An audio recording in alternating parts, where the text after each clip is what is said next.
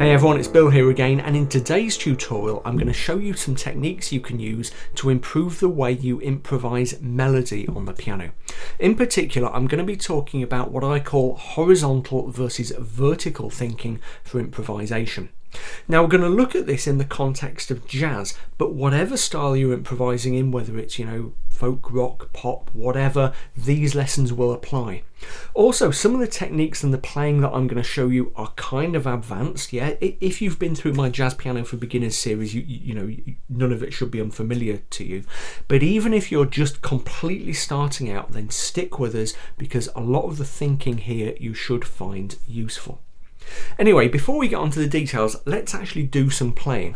What I'm going to do is something that I've done a lot in the past. I'm going to work through a jazz improvisation and then kind of take it to pieces and explore some of the ideas, explore some of the stuff that I've done. So let's have a look at the progression that we're going to be using. It's in F major, it's 16 bars long, it's in 4/4 time, and when I play it through, I'll maybe just run through it a couple of times. Now what I'll do as I play is put the chords on screen as subtitles, but as usual I'll also include them in a PDF that you can download using a link in the description text underneath this video. Now bear in mind, and this is really important, the chord you see on the screen will be the underlying chords, if you like, the official chords of the progression, not necessarily the exact chords that I'm playing, because this is jazz and part of the idea of jazz is to alter and extend and play around with the chords as you go along. Don't worry about that too much, because I will talk about the chords in a little bit of detail afterwards. There are some quite interesting ones in there. Okay, let's get playing.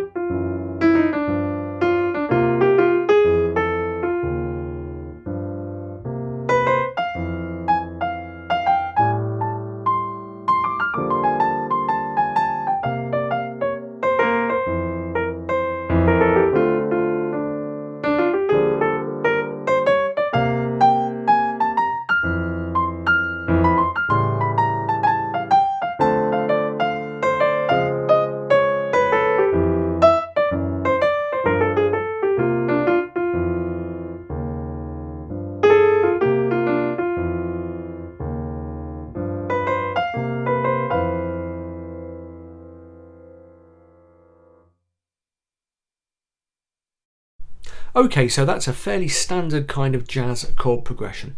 It's actually taken from a tune called Dolphin Lane that I've written as part of a new ebook called 3 Easy Jazzy Pieces.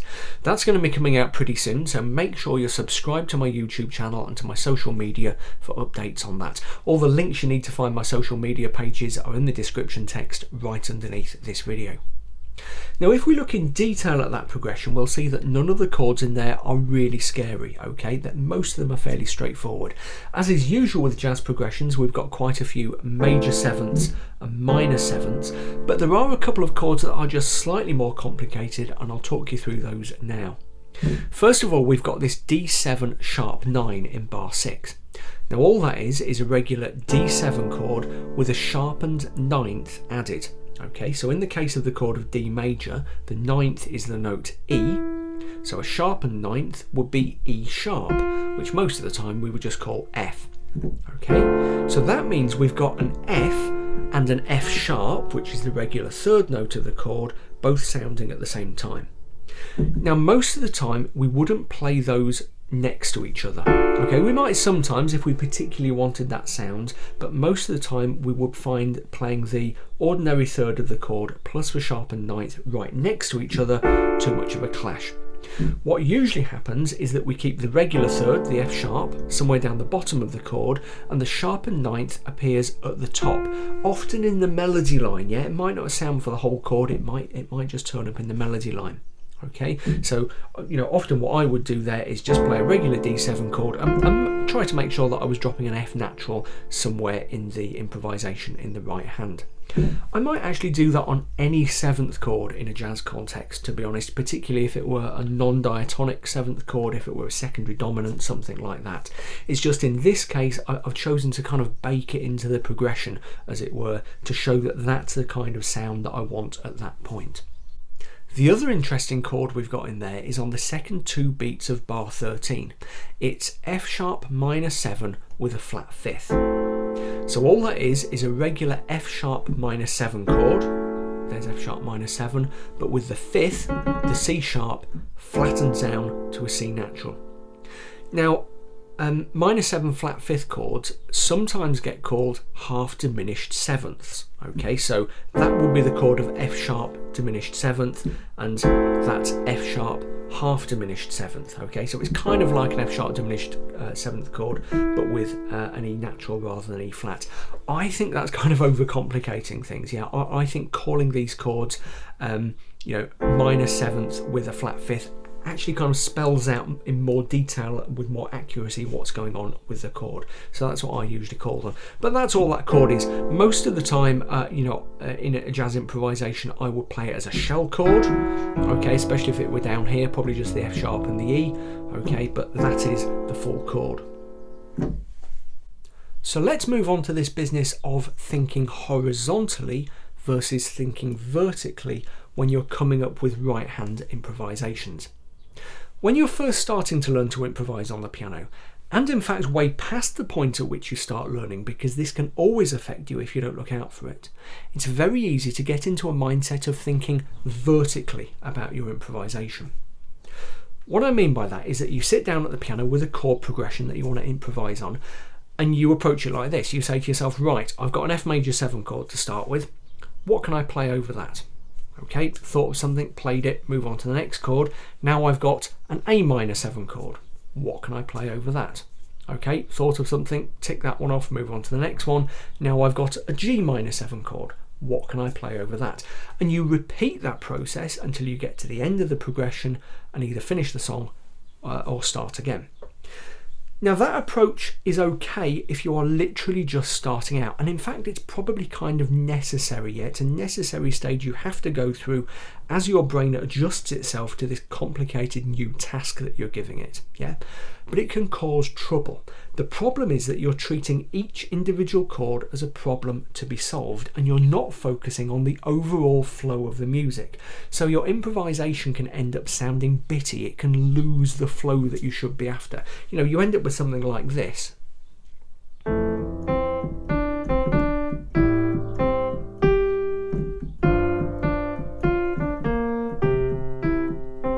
That's kind of a massive oversimplification, yeah. But could you hear how I was kind of outlining the chords there? Each chord had its own little bit of improvisation. There wasn't a logical line through what I was doing. Instead, I was thinking, right, F, A minor 7, G minor 7, C. Okay. Now, one of the kind of ironies of that kind of vertical thinking is that if you're a good student, as it were, if you know lots and lots of theory and things like that, that can make it worse, because you then get into the mindset of, right, I'm playing this chord, so I know I can play this scale or this scale or this scale, and you begin to overthink things. What you really want to do when you're improvising melodically is think in terms of phrases. Now, a musical phrase is a segment of melody that has a clear beginning and a clear end, and it might be long and complicated, or it might be really short and sweet. Phrases are a bit like sentences, yeah? If you speak or write a sentence, then it might be long and rambling and full of subclauses and parentheses and stuff, or it might just be 2 or 3 words long. Okay? Phrases work very, very similarly. So what we should be doing when we're improvising is always be focusing on the horizontal phrase that we're playing rather than the vertical chords that underlie it. Okay, now clearly those chords are in there, usually in the left hands. We might fill in a few bits of chords in the right. But for the melodic bit of what you're doing, you need to kind of put those chords a little bit out of your mind, half out of your mind, and focus very much more on that horizontal flowing line of the phrase. After all, your job as an improviser isn't just to take a chord progression grid and to fill it with notes that, you know, obey the rules, which are taken from the right scales or whatever. Your main job is to try to come up with something that is musically logical and expressive. Now, it's very easy for me to say that, you know, don't think about the chords, think about the phrase, but how do you go about doing it in practical terms? How do you come up with a phrase that spans, you know, 2 bars or 4 bars or 8 bars or whatever? Now, part of it, to be honest, just comes down to brute force hand independence, getting your hands to think, inverted commas, independently of one another. And that's something that comes as you put in a few years of practice and as you gradually get more experience on the piano. But in the meantime, there are a couple of things you can do. The first technique that's really useful is to think in terms of target note. Let's say that we're trying to come up with a 2-bar phrase for the first 2 bars of our progression. We've got F major 7 and A minor 7. I'm just playing them as shell chords down here, as I did when I was playing through the whole thing a few minutes ago. What we can do is say, right, I'm going to start on that note, middle C, and my target note, the note that I'm aiming for, the note I'm going to reach at the end of my progression, is that C, an octave higher. So I can see that my phrase is going to have a general kind of upwards progression. Maybe, you know, it might go up past that C and down again, but that's the general direction we're moving in. Let me just have a go at that and see what I can come up with.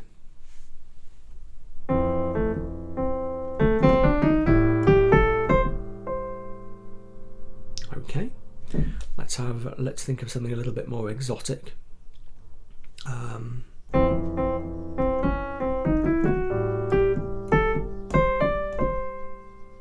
Yeah, and again, let's try another one. Let's try something a bit bluesier.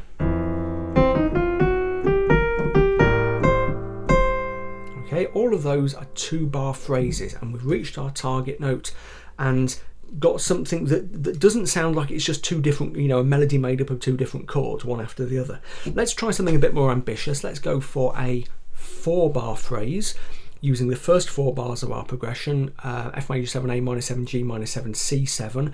And let's say that once again we're starting on the C, but this time our target note is that G. Here we go.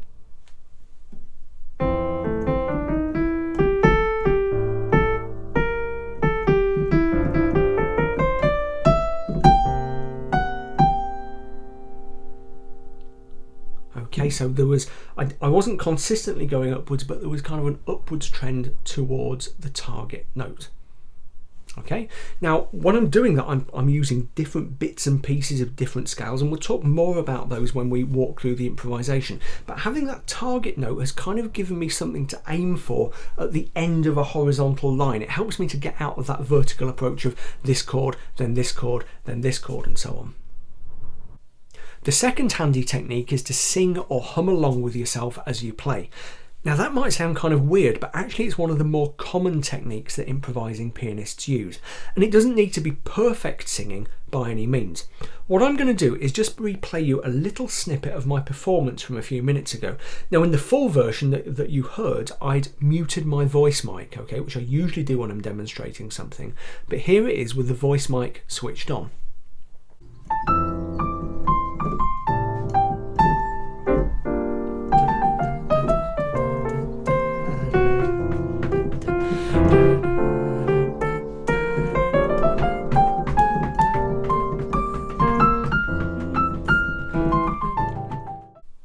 Can you hear what I'm doing there? There's a little bit of background noise, but you can more or less pick it up. It's quite quiet, you know, and very far from being completely in pitch with the piano. You know, that would actually be really hard given the range I'm playing. But the outline intervals and the outline rhythms are there.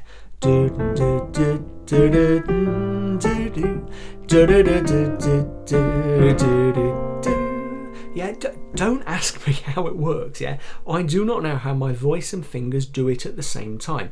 It's really hard to describe, but the two seem to feed off each other, yeah? It seems to make the process of improvisation more natural.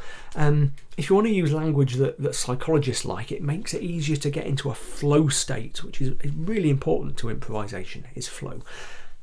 I guess it's because as piano players we don't have that very close physical connection to our instrument that, you know, trumpeters or sax players or violinists do.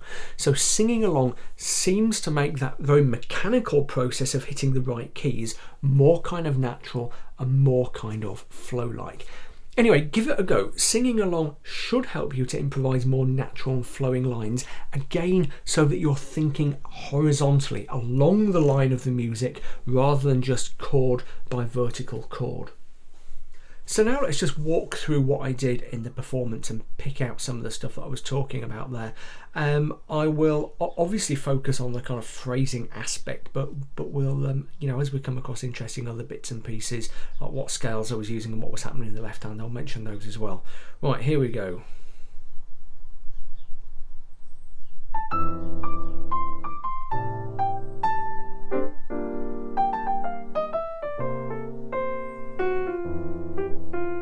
Okay, let's just stop there because I just want to think to start with about what was happening in the left hand. I was using, as I often do for this sort of thing, and as is fairly standard, I was using shell chords, so not playing the full chord all the way down the piano because it would generate too much of a muddy sound because of all the audible overtones, but rather playing the seventh chords, just using the root of the chord and the seventh. Okay, and there was a little bit of kind of harmonic what's the word, punctuation going on, if you like, rhythmically. Just listen to this little bit. Okay, so I just the chord I used there instead of the A minor 7 was an I guess you would call it, well, it is an A minor 11 chord with some notes missing because we've got the 11th note, the D, in there, and then that dropped down onto the G minor 7. Okay, to C7 and back down we come again. Okay, there's that sharpened 9th chord, the D7. Let's just hear it. There. Okay, do you see how I just worked that F in as a melody note? It was at the start of a phrase. Okay.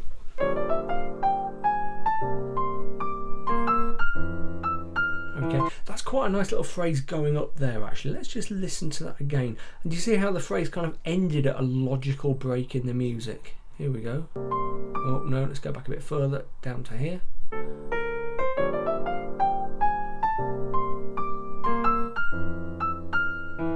Okay, I'm not worrying too much about repeating notes, so on F, E, F, that's fine. Also notice that I was being a bit, well, not slack exactly, but I was being a bit free and easy with my fingers on the way up. I wasn't obsessing too much about getting good fingering. Okay, I was jumping quite a bit. Here we go again.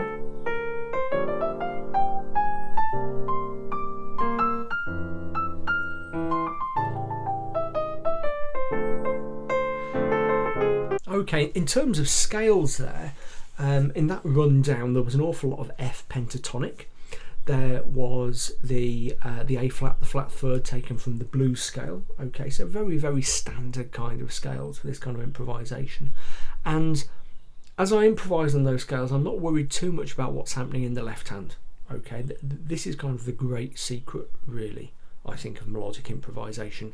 If you are playing improvisation in the key of F, focus on those F scales if it's jazz, and don't worry too much about what's going on in the left hand. Yeah, people say, oh, you know, play this scale against this chord and this scale against this chord. You don't really need to do that, because if you get a chord which is which really kind of clashes with what you're playing and doesn't produce a satisfying sound, you will soon notice. Yeah, so base your improvisation around those to start with, those basic scales, the F pentatonic, the F blues scale, whatever. I dropped in one or two other bits and pieces. Let's see if we can spot some. There's a kind of classic one, the flat ninth. That's a very kind of the flat ninth, so G flat in the key of F, and the flat 6, which is D flat in the key of F, very much part of the bebop sound, really. Let's have a listen to that again. Doo-doo. Yeah, there we go.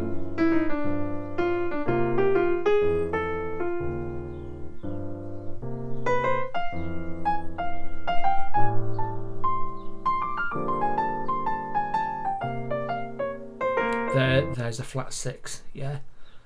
Really cool sound the flat 6 gives. Let's hear it again.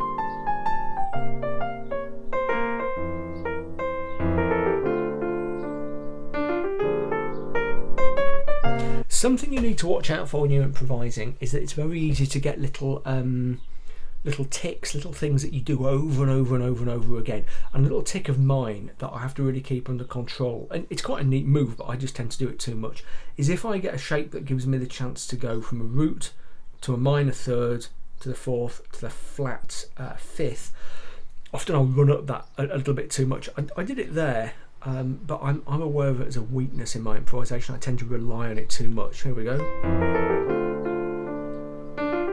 That one there, often I do it in that rhythm, da da da da. Yeah, cool every now and then, but I have to consciously stop myself doing it too much. This is another thing you should always do. You know, when you're singing along or whatever, listen to yourself. Yeah, if you listen to yourself rather than just worrying too much about the theory, that's when you notice that kind of thing cropping up too often. Okay, it's like if you're writing and you have a particular word or phrase that you use too much, like absolutely or indeed or something. It's the same sort of thing. You have to kind of consciously stop yourself doing it. Okay, that's quite a nice little effect, that big jump up there. So phrases don't have to be all scale based and linear. Obviously you need to include jumps as well to give things a bit more of a natural feel, and that quite nice jump up to the tonic I think worked quite really well, and you get that lovely ringing sound up at the top of the piano.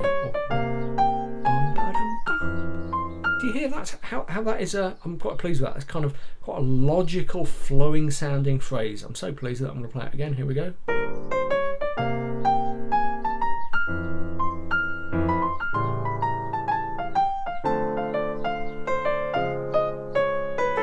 Okay, that was quite nice. A little bit of chromatic stuff. This bit in the middle was a bit pedestrian and boring, so yeah, not that impressed with that. That's quite nice. Okay, what I did there, coming down, you see I came down the E flat, D flat, B, natural, A, G. It's coming down a whole tone scale. Yeah, if you get a bit of a dramatically non-diatonic chord in a jazz progression, as in the case of that D flat major 7, then the whole tone scale can be a really cool one. There are only 2 whole tone scales. There's C, D, E, F sharp, G sharp, A sharp, back to C, and then there's the kind of inverse of that, C sharp, D sharp, F, G, A, B, and back to C sharp. Yeah, and they're really handy for lovely kind of exotic sound. Let's just hear it again from the top there. Don't like that bit, boring. Then that's nice. Okay.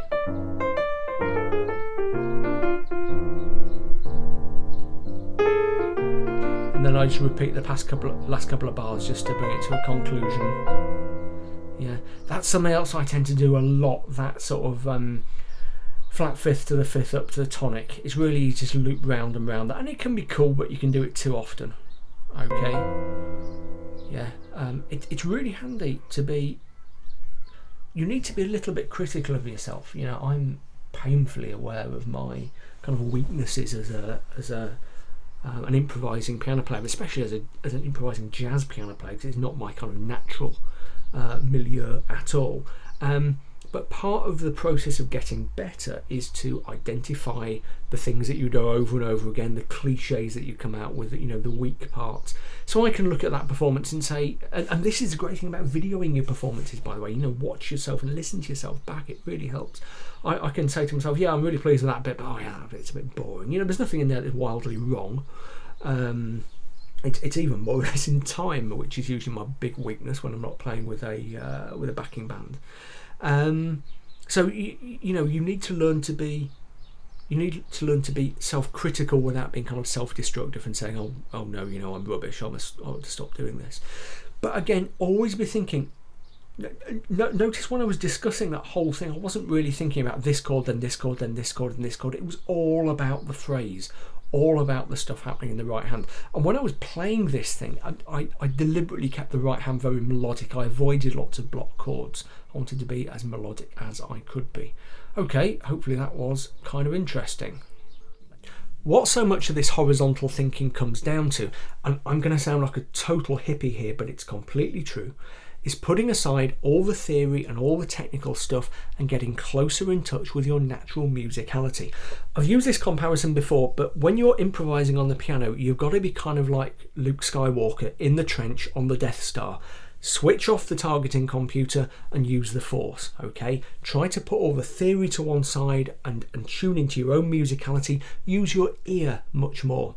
Now, you still need to learn the theory and the technical stuff, but it's a question of having that knowledge and using it but not letting it cripple you. Yeah, worry a bit less about being technically correct, worry less about playing the so-called right notes, and think much more about being musical.